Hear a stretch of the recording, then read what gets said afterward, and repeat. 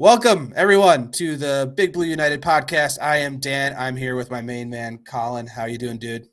I'm doing okay. We're one person less today, but I'm starting to enjoy these little duos that we have here. No offense to Yeah, T. it's like a Marvel spin-off, sort of, just like the buddy, cop movie who goes on the side. I mean, we have some hijinks. You get to see the chemistry in a different way without TJ overlording over our banter. Um, so I think you're in for a treat. Off the top, let's just get some stuff out of the way. Guys have to start following us on Twitter. Um, there's just a lot of internet money out there that we could be making and we're not. So maybe like a pyramid scheme. Tell 5 people this week to follow us, and they can tell 5 people. Then we'll be famous, and we'll kick you guys some cryptocurrency that we'll make up. BBU coin is coming your way. So follow us at BBU Pod Boys at Twitter. Follow the mothership at Big Blue United at Twitter. Follow the Pigskin Podcast Network at Pigskin Pod Net on Twitter. You'll be covered from everything you want from the in the NFL world to the New York Giants, but mostly follow the BBU Pod Boys because we keep it real and we won't spam you with a lot of stuff. Not saying that anyone else does, but we keep it with just like the purest of the news flows coming in. Wouldn't you agree, Colin? I do, and I think we have to diversify it, not to blow up his spot a little bit, but I think TJ's been commandeering it a little too strong, and I think we got Yeah, to spread it out a little bit. That's yeah. my fault, though. He was all nonchalant when we suggested we break out our own Twitter. Like, yeah, I guess that's a cool idea. I just see him at Teddy's just in the back, just tweeting up a storm, picking fights with people unsuspecting, uh, trying to drum up some controversy. But he's getting better though. I'll say that Oh he's yeah. honing his skills, uh, creating a real attitude, the bad boy attitude that I think we are hoping to capture out there. And falling totally in line with those that we align with um, in terms of our philosophies and of our fandom and stuff, and everybody that we've befriended over the last 2 years. And it's a good situation, a good atmosphere, a good crowd to be a part of, and looking forward to gathering more comrades for the cause. More followers, More more followers, more. peons, No, no, no, no, subjects. no, no. We are not. We're not up. We're not on a pedestal. We're on a. I thought the whole point of podcast was to tell people how to think. Is that? Well, you're right. You're right. Yeah, yeah. You're That's right. why we align ourselves with rational minded Giants fans that can approach situations logically and with reason. Uh, there's we can go elsewhere if you don't want that, if you want to buy the company line, but like we said at the beginning, we give it to you straight, the realness, the raw. And what I mean by what I said is like the people who also are on a pedestal talking down to people. We are going to all talk down at you together. Yeah. But we'll toss you a beer or something too. Yeah, Yeah. yeah. You But let you it. you want to reach up? You want to Yeah, come up? No, no. You're going to stay down there. yeah. But that's fine. You'll understand. I quite literally can't talk down to anybody in real life, so um, we'll talk down to anyone's takes that are slightly different than ours in the internet life. There's been some interesting ones. I've like recently I found myself seeing like the inklings of a argument on Twitter and just being like, I don't even want to read the thread there because I know what it's going to be. And it's mostly the Daniel Jones truthers and not Saquon truthers. truthers. Yeah, the guys that are just so pissed off at the idea that we could even think about looking at a Malik Willis. Just clutching my pearls. How could you dare look at another quarterback right now? What do you mean? He's the only one who's interesting coming out in this draft. You might as well really take a look at him. Although I guess that Corral character, who we have a connection with, because of course he's friends with the Mannings. Ole Naturally, Miss, yeah. Ole Miss, yeah, that whole thing. I don't really know too much about him, though. Do you? Yeah, I know a few things about like his play style. He's pretty prolific in college. He can move. He can create on the fly. He's not particularly, his size isn't. He's not. I think he's like 6'1", maybe tall, but he's not like his closest comp is Drew Brees, but Mm. he's not nearly as accurate or like reliable. So he's an interesting prospect, but he's not like a day one starter prospect. I don't think there are really any quarterbacks in this draft that are. Um, but first, before we get into the deeper dive into the greater NFL and the New York Giants, we got to give a shout out to our sponsor, Bravo Sierra. Bravo Sierra is one of the coolest companies at first glance. We got in touch with them. They got in touch with us, and we got a bunch of really cool just grooming products for men and women. They are a company that is developed through uh,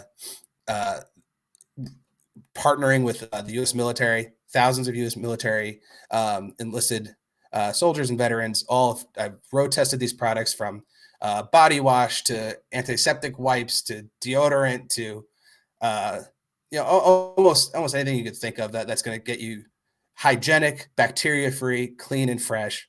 Bravo Sierra provides, and they sent us a great package. Everything is super clean looking. The packaging looks like it was distributed to you before you put in your rucksack and go hit the road. Yeah.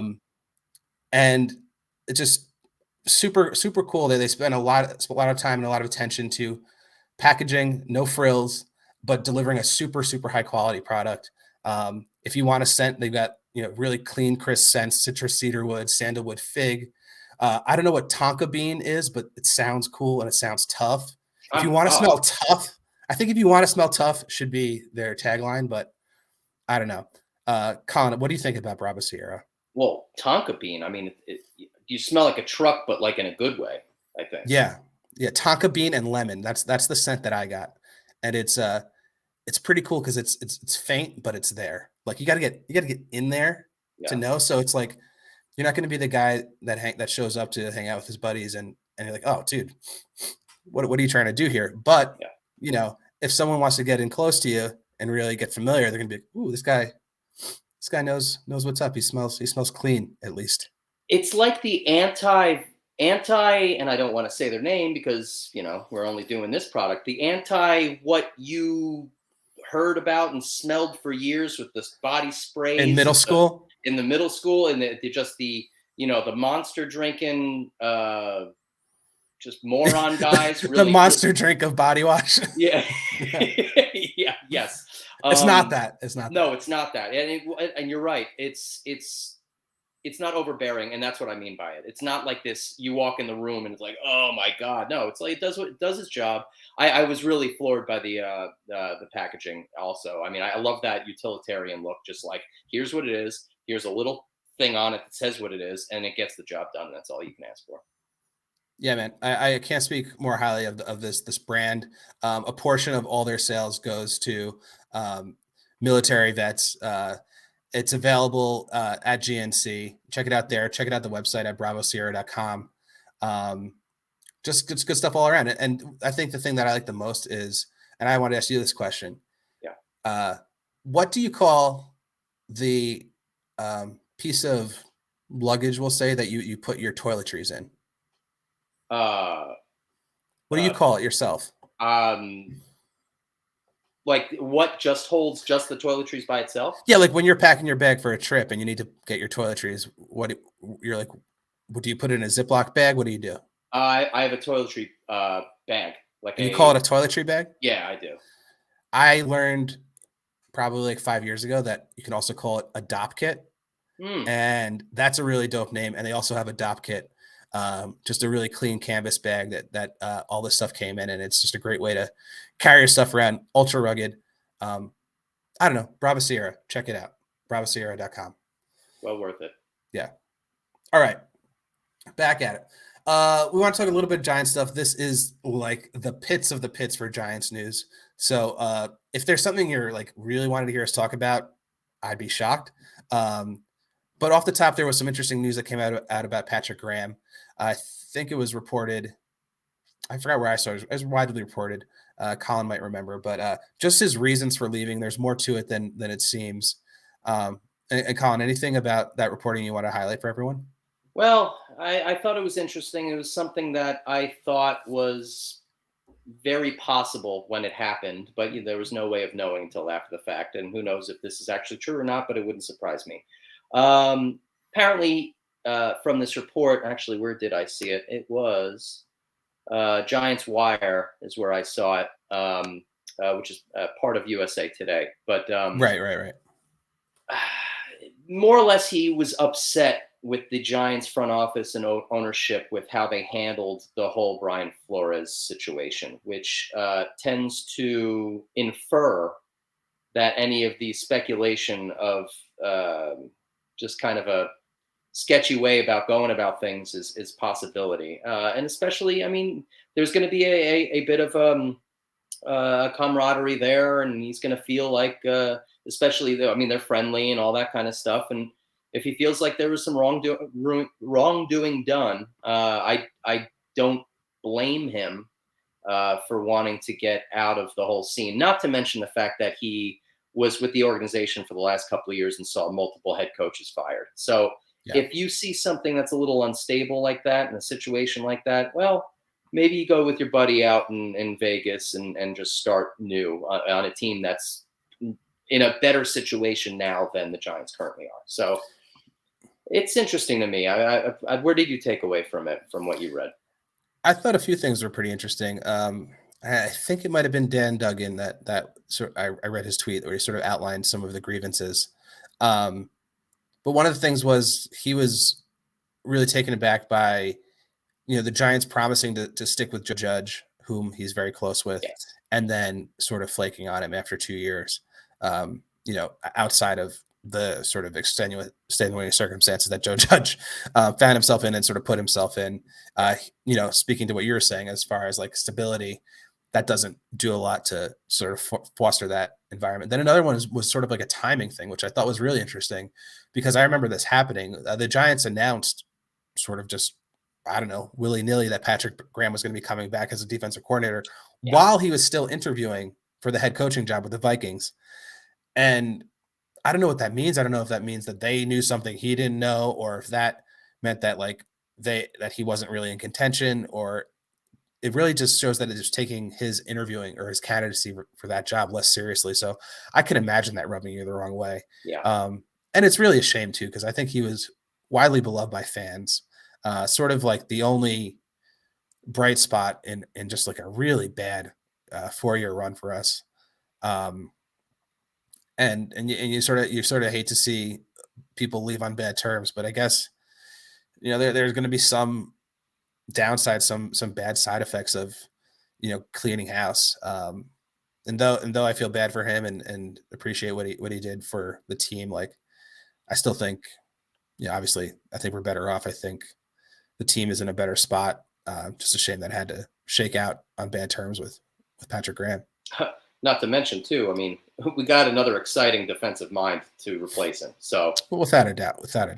Yeah, I mean, arguably far more exciting than even him. I have just totally different philosophies. And I think you'd be hard pressed to find someone, a defensive coordinator or many defensive coordinators with such a distinct and like established style. So again, we're giddy. We're thrilled with what's on the horizon for the Giants. And I guess the other thing we want to touch on is just related to the defense a little bit is that there's a lot of news coming out of the combine about James Bradbury being, sort of actively shopped, seeing what we can get. And there's a good deal of interest. I think they said at least 4 teams are in sort of negotiations or have been pitching trade offers to the Giants for James Bradbury, which is to be expected. He's not super young, but he's not super old, and he's still a very productive corner, which is a position that is of high value, and it's hard to find reliable corners. And I'm sure he would be a huge boon to sort of any secondary, especially maybe a younger secondary that needs a little more veteran presence. So, Colin, I think you said that that the general, in return for Patrick Graham, excuse me, Patrick James Bradbury, there's a third round pick, sort of the valuation that he's getting out there in the market. Yeah, that's what it seems like, which is interesting too, because he's the third, and then I saw Saquon would get a fourth, and you can just say it right now, outright. Saquon's staying on. He's playing on this team next year. It's probably going to happen, and mostly to do with the fact that if they're going to be leaning into Daniel Jones, you kind of have to stick any sort of offensive weapon around to help him out with that. But back to James Bradbury, yes, third round pick. I'm okay with it, especially after a year that he had a significant drop off in production. He just looked old and slow all of a sudden at the ripe old age of 28. Yeah, I mean, it's interesting, and it's kind of like what we were saying last week. Like, everything's on the table. You got to make this team better, and if that means someone like James Bradbury, or I mean, Blake it's tough. Martinez. Yeah, Blake Martinez, which is tough because he's coming off of injury. So I don't know how many opportunities you are going to be able to pass him off. However, like we did see as well too last week, it seems that, and who knows if it's actually the truth or if it's being considered, but there are a number of players that are apparently open to taking massive pay cuts just to stick around. One of which being Blake Martinez, another being Sterling Shepard, which frankly, that's the best of both worlds for me, because Shep is not going to get much of anything on the market. He's probably not going to get another deal of any sort of value right now. He might as well get that prove it, incentive laden, veteran minimum contract, 1.1 million for the year. See if he comes back and boost his value. And if he wants to walk next year, so be it. I'd like to see a full year with him, and I know that's hard to come by, where he's not dealing with some major injuries. Just stay on the field a little bit. You're such an electric slot player, and we love you, and you're the longest tenured guy on the team at this point, and he's such a giant, and you just want him to do well. I don't know if I'd say he's electric, at least anymore. Well, yes. Well, only because he hasn't been given the opportunity to show it. There's flashes. I mean, he can do it. I mean, when he's in the place that he's supposed to be, and he's making those catches that seemingly no one else will make because no one else is reliable, and he makes those catches, then you're like, yes, Sterling Shepard, you're my man. You're there when we need you. And I was reading something else about his contract situation, and I was only half reading it, so I can't totally articulate it, but something along the lines of like, if we were to just straight up cut him, our cap hit would be pretty significant. I think something like around $5 million, $5 or $7 million. Yeah, because he has like a $12 million deal or something. Yeah. And basically, like, and what he would receive on the open market also wouldn't be commensurate with that. And it's almost sort of like, all things being equal, taking the pay cut and staying with the Giants and keeping it simple, like, this might also be his best bet. So there's hope there. Again, you'd love to keep. We all are very fond of Sterling Shepard, because no one cares about the famous boat incident, which meant nothing and ruined Odell Beckham's career. Yeah, well, there you still have those same ignoramuses on Twitter that bring that up every so often, because stupid. Why? What's the point at this point? Just throwing in another person with some dead money implications if there were certain moves made. Someone like Logan Ryan. I saw something interesting today. If he was, what was the most interesting thing about it is they are considering shopping him or cutting him outright, from what I read, which doesn't make any sense, because if they wait until next season, there will be, instead of like, I don't know if the number is correct by any means, either 3 to 4 million saved if he's cut this year, but it would be like 9.6 next year. So why would you cut him this year? And maybe it's one of those just like disgruntled kind of situations, which is weird because he doesn't strike me as that kind of guy, but who knows what's going on? Maybe he doesn't like the direction that things are going in. Who knows? It's going to be interesting. And I do know for a fact in the next couple of weeks, you're going to be seeing some probably names that we haven't even mentioned leaving that you wouldn't expect. Yeah. And I think I said it in the past couple of pods, but this is the first time in a long time where, these questions that come up, and it seems like, obviously we should or shouldn't cut this guy or keep this guy for, cap implications this year or next year, I don't really have to worry about it anymore because I know that there are people actually smarter than me, actually looking at it and actually planning it out with a real plan, not just some willy nilly like, got to save my hubris or got to save my pride. So we're going to keep this guy and be damned, what happens. So I finding myself less informed than I normally am because I I have trust in the team for the first time in a long time. I feel like an idiot, but And isn't that that's true. nice? Isn't Yeah. it feels kind of good. I know there's nothing really warranted over the fact that, you know, the proof has been in the pudding with these people elsewhere, mostly being our GM and our head coach and whoever has been brought with them. You'd like to think that you had some success somewhere else that is notorious for not really having lasting success and being able to translate it here. I don't want to. Uh, I don't know. I don't even know if I want to go here. I don't think we're at the point as an organization where there's just a stigma, where there's a, for a lack of better words, and having to go into soccer terms, a Spursy type thing that hangs over the cloud of a team. Sorry to bring up the Spurs, by the Yeah, way. yeah, yeah. I I turned it know. off after the first half. Uh, I actually didn't watch it at all. I just saw the score, and I can't believe what I saw. I, For those out there who absolutely don't care, because you definitely don't. I am a Tottenham Hotspur fan, and Dan is an Everton fan, and they played each other today, and it was a shellacking, like no other by the Spurs. But I don't even know yeah. what happened. I was gonna. That was one of my bits that I forgot to do. I wanted to say, "Welcome to Talking Toffees." Um, yeah, no, I know what you're saying. I don't think there's like the stink of a forever doomed organization. We forget we've won 4 Super Bowls too in the past, 15 years or whatever.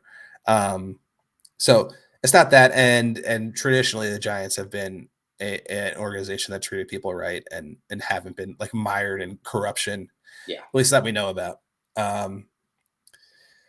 But to that end a little bit, and to get to the combine, before we get into the players and stuff, I remember seeing a number of sort of veteran beat writers and maybe other like Giants Twitterverse people that were at the combine talking about how anytime anyone was discussing Shane and Dable, and particularly Shane, about how we nabbed a good guy, nabbed like a guy that knows what's up, that's taken seriously, that's thinking forward and smart. So that's always great to hear. I know for sure, even though I don't know for sure, that no one was saying that when we brought Gettleman in the house. So No, I think it was like, I think maybe one person said it was a good move, and it was probably one of his buddies. Who the hell knows? yeah, yeah. So that was cool to hear. But let's talk like briefly on the combine again. Caveat, like, you know, it's not really football, but it's still cool to see human Yeah. beings this big do things this crazy, move this fast, and be this powerful. Um, I thought maybe one of the things that stood out to me was how fast the wide receivers were. Uh, again, don't know necessarily how polished they are at route running or breaking coverage or press coverage, but there was a ton of fast guys. 9 guys run under 4.4 for 440. Now, what is that? Like, what defines that year to year? Is it just a crop, or is it just like uh, I it's don't know. it's I crazy? think I think people are learning ways to get off to fast starts. I think we know from our limited experience, like it's half of it is just getting off the line properly. Yeah. And I bet you there's a lot of like training that has to do with it. I know I was hearing a lot of guys were doing the 40, but weren't doing the cone drill.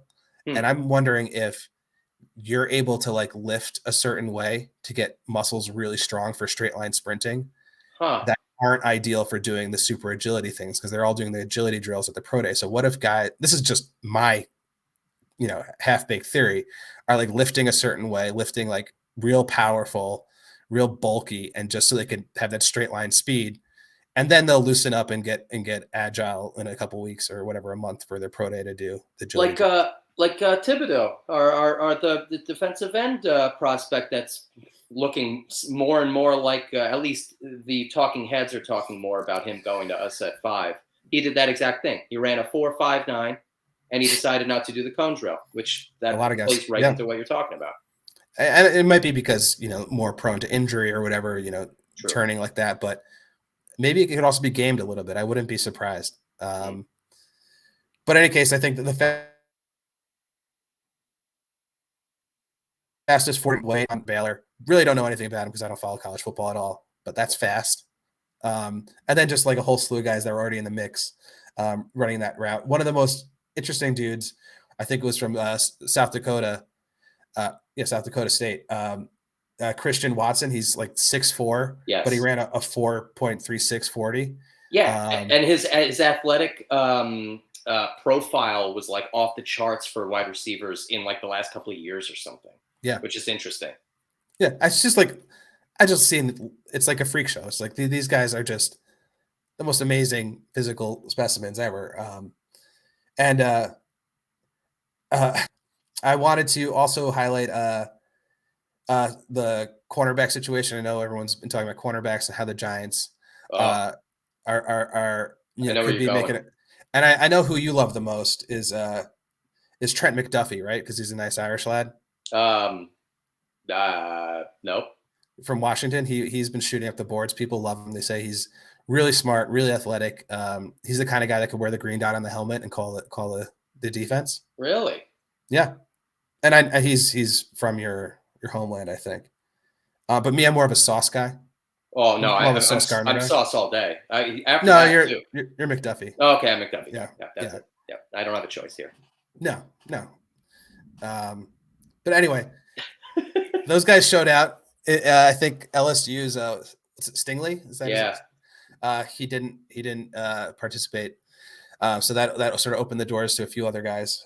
Should be cool to keep tabs on, and obviously, we could use some corners. But I think it's going to be a value proposition at the top of the draft if we're going to nab one of these guys again in a situation where we either trade down and grab someone or take our 2 top picks with 5 and 7. I think the quarterbacks, if someone falls in love with someone, might be a great opportunity for us to trade back and for a haul. Yeah.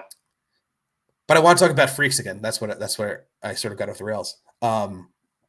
The Georgia defensive guys, the Georgia front 7. Yeah, it's absurd. What is going on, dude? Yeah, what's the dude who ran the 40 that like 4.8 and he's like 330 pounds? What's that guy's name? Jordan Davis. Yeah, Jordan what is Davis. his deal? He also break the record for long jump for a big guy too? Yeah. Like what's going on? What's For in an the over water? 300-pound, yeah. I think no one did it since like the early 90s or something like that. Yeah. If ever.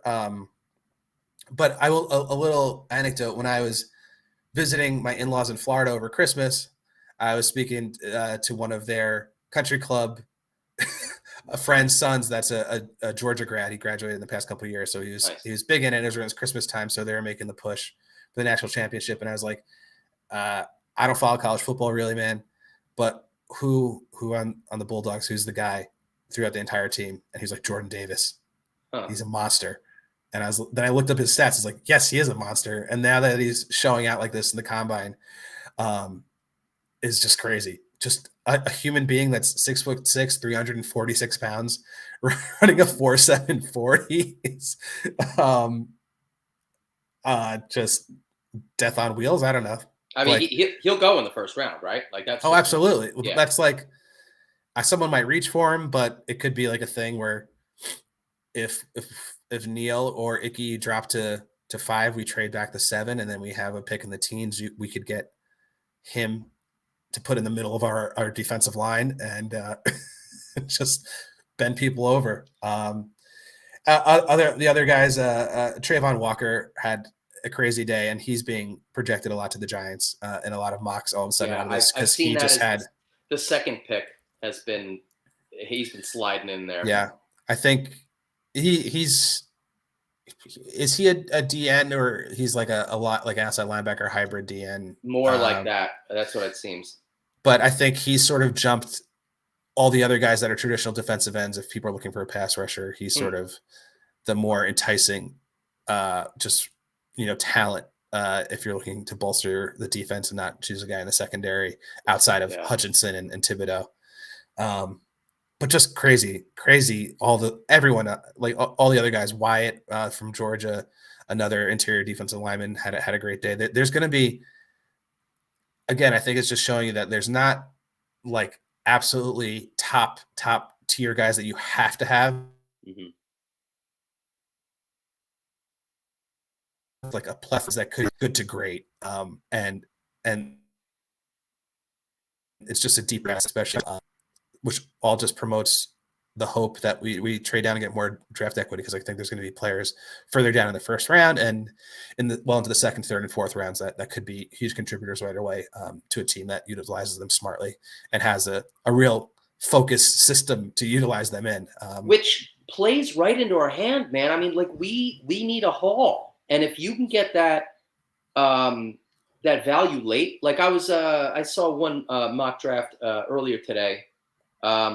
Deese, the tight end from San Diego State, Yeah. he looks like he's going to go in like the fourth or the fifth round. And Mm-hmm. in that same article, they were saying like it's the kind of draft where you can get a starter that late if you know Yeah. what you're doing. Mm-hmm. Which I know you could say that about any year, but like especially this year, like there's more of a plethora of possibilities that are actually um, uh, it's more broad. Like you can wait that long and still pick up Yeah. some quality, which is like, all right, Shane, you know what you're doing. Just get those picks. Like if you could Yeah. trade back from either 5 or 7, uh, you know, maybe get a second or third, or I'd Second like and to, third yeah, second and third, and this year. Don't even this wait for year. next year. Yeah. This year, and then just do it, man. And then Yeah. trade again later on too if you want. Yeah.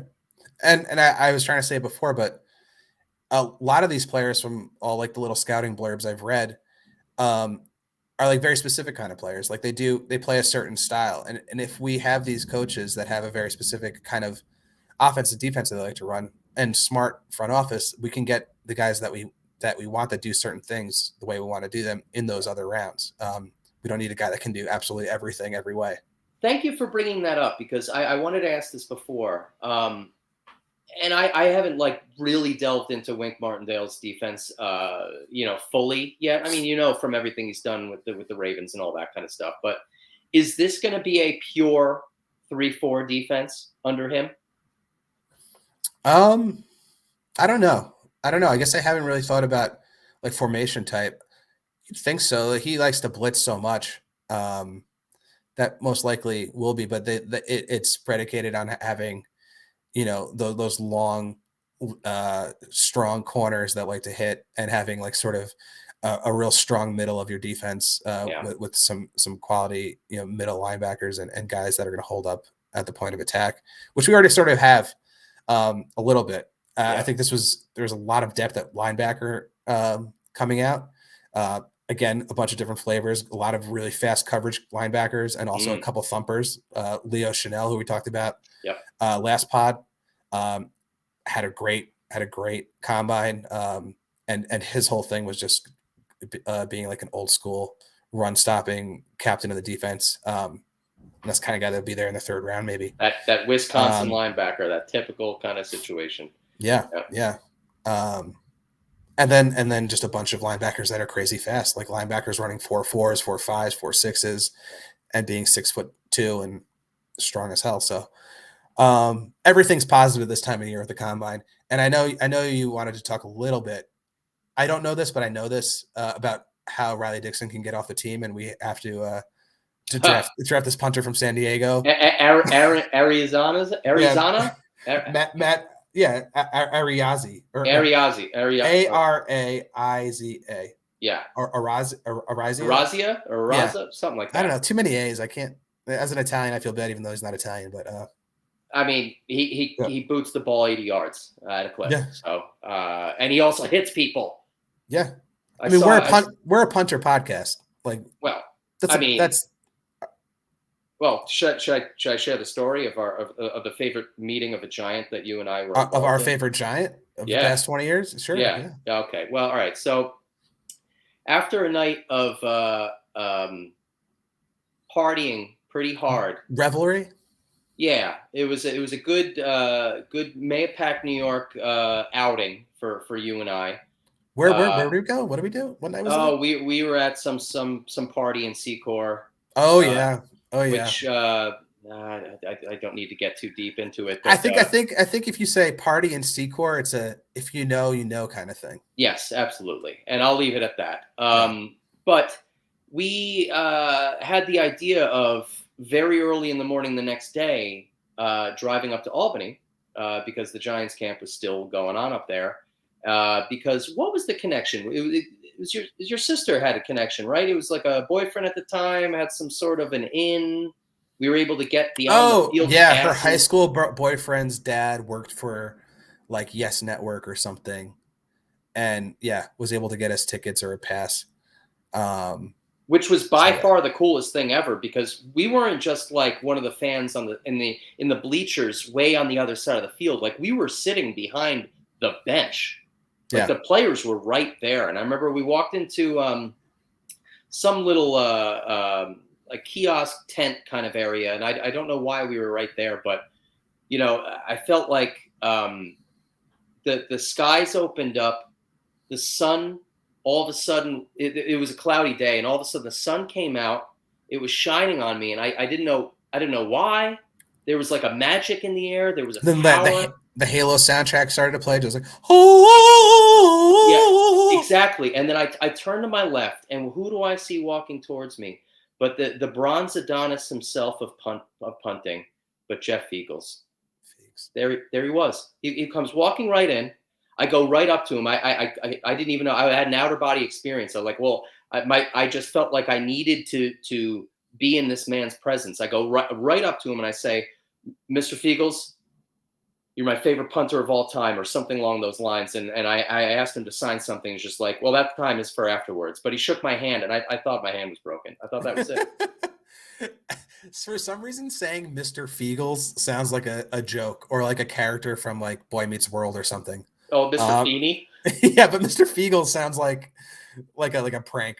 I don't Well, know. I felt like I had to be respectful for him or to him, and he did shake my hand. I didn't end up Yeah. getting his autograph, but that was kind of enough for me. And yeah, and then I also remember at a certain point, it was you and I standing, and it was Ron Jaworski. I hate Uh, Jaws. I hate Jaws too, but it was the Monday Night Crew at the time. They were there Yeah. doing their rounds of the Yeah, preseason. yeah. Was Susie Colbert there? Susie Colbert was there. She was off to the right. It was Yeah. Jaws. So was it John Gruden and like someone else? Dude, I don't remember absolutely nothing from this. So this is painting a picture for me as well. Well, I missed the funniest part. We were the morons who thought that practice started in the morning, so that's why we woke up early, drive all the way up there like a bunch of schmucks at like 6:30 in the morning. We get there, and we're basically told we saw signs that practice was pushed to the afternoon, or it wasn't even scheduled for the morning. It was only the afternoon. So we went to a Dick's Sporting Goods store around the corner Yes. in the capital region area there, and we bought a football, and we were just throwing it around in this field in the middle of the Holy wasteland of cow. Albany, and Yeah. yeah, like threw my arm out, and then we finally went to the practice. And it Yeah. was that had to be every bit of like 13 years ago or something. I don't even Yeah. know. Yeah, dude. I remember it wasn't that trip to the training camp, but somehow I got my Feagles jersey signed by Akeem Nicks because Akeem Nicks was wearing 18 in his like rookie season No, that might have been as the per same one. no, because we had because Feagles never signed my jersey. I didn't have my jersey there. Where So I think my sister might have did it, or I don't know. you still have it? I never met Hakeem Nicks, so someone did it for me. It's either you or my sister. I don't know. But I have Uh, I have a Fields jersey signed by Hakeem Nicks. well, at least the connection was is they had the same number for a short period of time. Yeah, So, yeah, yeah. but All right, anyway, we digress. we certainly do. I don't know. I think all this to say is like the combine. As much as we don't want it to be a ton of fun, it's always a little bit of fun. TJ tweeted out, what was it? Like the combine's a joke, but I just love watching huge men run. Yeah, Uh, that's it. I mean, that's really all it's all it's about, right? Yeah. Um, but before we get into it, I think we need a word from our sponsors. All right. Yeah. And I was gonna do this whole thing where you can go back and forth like the Beastie Boys, and like I do a word and you do a word, Oh God. but I'm just gonna do it. All right. This is a word from our friends at DraftKings. Hoops. I just there's like a parentheses there, and it's like you can say it in a certain way. Yeah. Uh, don't say hoops fans. Hoops fans, ballers, players of all kinds. The latest offer from DraftKings Sportsbook, an official sports betting partner of the NBA, is too good to pass up. I'm talking about the legs 360 windmill good, through the legs 360 windmill good. A skyhook, perhaps. New customers can bet just $1 on any team and get $150 in free bets if they win. It's that simple. If Sportsbooks isn't available in your state, you can still take your shot at a big payday. Everyone can pay for huge cash prizes, can play for huge cash prizes, and you pay for it. With DraftKings Daily Fantasy Basketball Contest, DraftKings is giving all new customers a free shot at millions of dollars in total prizes with their first deposit. Now, so we got to do, you got to download DraftKings Sportsbook app now. Use the promo code TPPN. Bet just $1 on any NBA team and get $150 in free bets if they win. Don't do it on the Knicks. This promo code TPPN on DraftKings Sportsbook, an official sports betting part of the NBA. Now listen up. This is the really important part.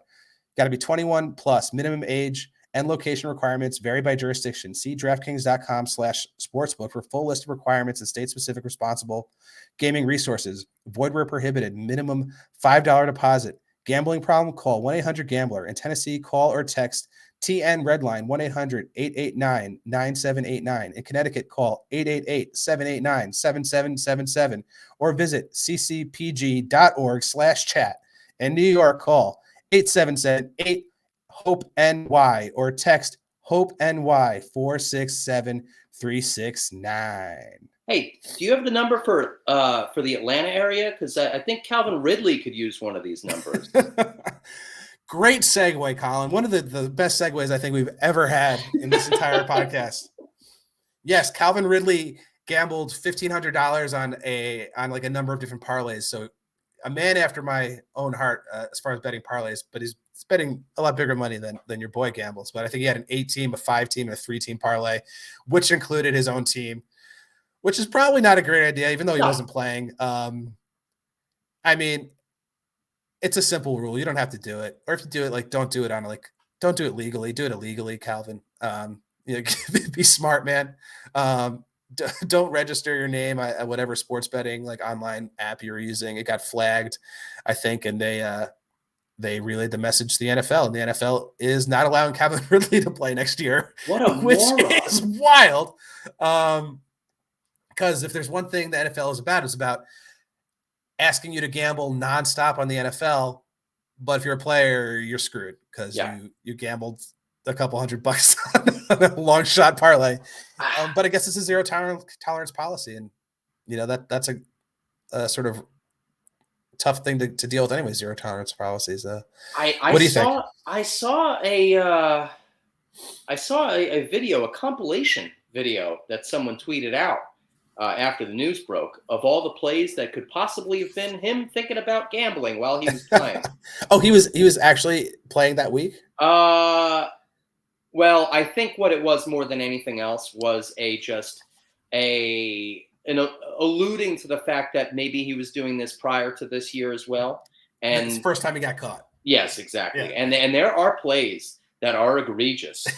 Like plays where he is the fastest guy out there and he intentionally slows down, kind of stuff.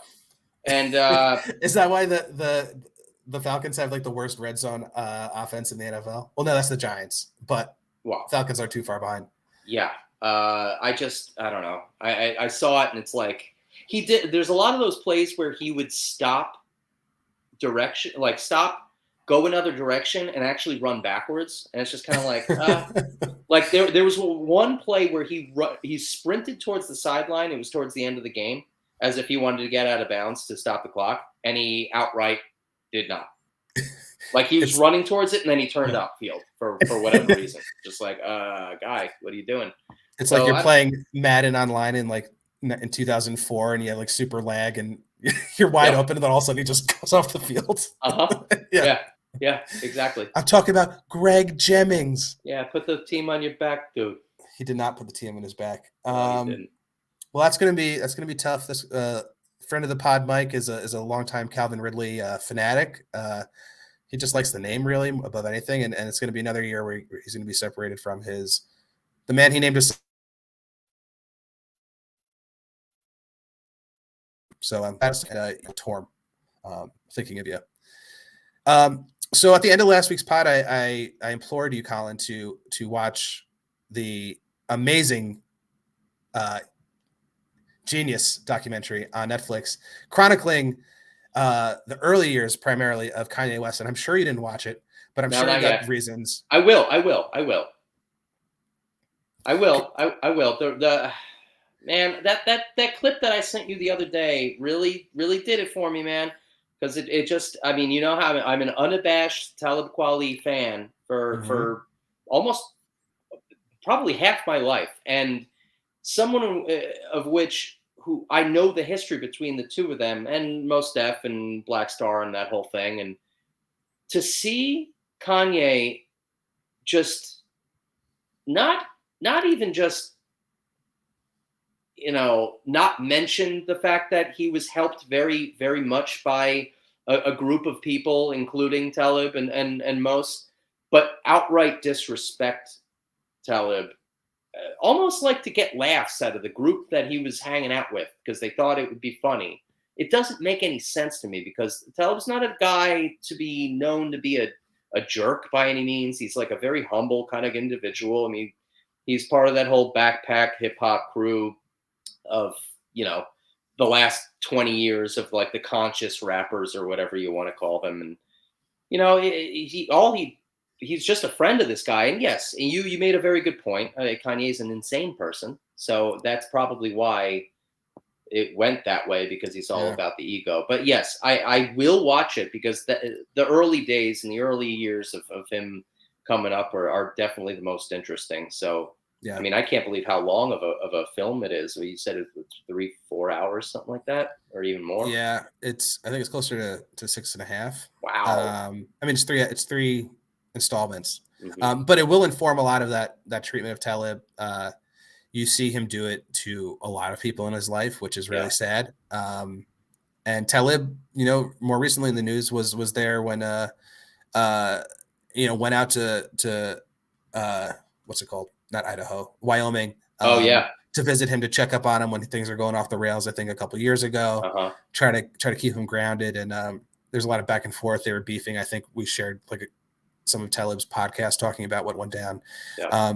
Also say like Kanye is not the old Kanye anymore. The old Kanye was a weird dude too, Yeah. but it from strictly a music history, like just perspective, watching him play demos of some of the Yeah. biggest songs of the 20th century, 21st century, um, like for the first time, he's like going uh, uh, through Rockefeller like offices and just playing um, All the uh, beats that that you've yeah, he's heard playing on. for the first time. He's playing like All Falls Down for like a marketing exec in their office, just on their boom box, and he's Yeah. rapping it to them, and they're just like, "I got to do work. Get out of here!" Like Yeah. no one's, and it's like it's just crazy to see these songs that have been in the backgrounds of our lives, and then like cool to see him actually show it to people that know.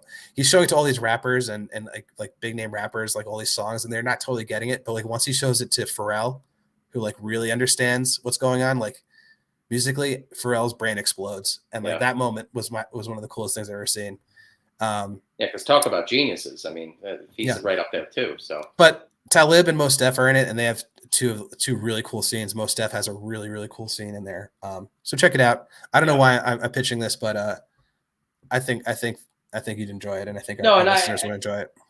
hey, you know me. I watch more or less anything musically related if it is a good story, and Yeah, obviously his entire life has been a good story. I just hope he figures it out sooner than later, because I'd hate to see him be the kind of guy that's like destined for the behind the music kind of ending, And I'm not putting that out there into the universe, but like He's already on that path, and it just, I don't know. He's too precious of an intellect to be lost, whether or not he's with us or he's not with us. I'm not, you Yeah, know what I mean. that's a real fear too. Worry about how long he's so unstable. Another music recommendation. I think it's on HBO. Yeah, it's on HBO Max. Airheads is available. If anyone's never seen Airheads from Oh, 1994, is it?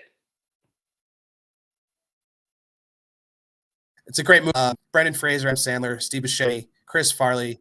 Uh, it's an amazing cast. Great movie about three guys in a rock band that hold up a radio station at hostage with water guns. Just they don't make movies like that anymore. No. Who'd win in a fight, Colin? Lemmy or God? Trick question. Lemmy is God. He is, in fact. Oh, which, by the way, I don't even know if I mentioned on the pod. We maybe was just talking about it. I was at the Rainbow. I saw that. Yeah, went to the Rainbow with the band when we were in LA. Does it smell in there?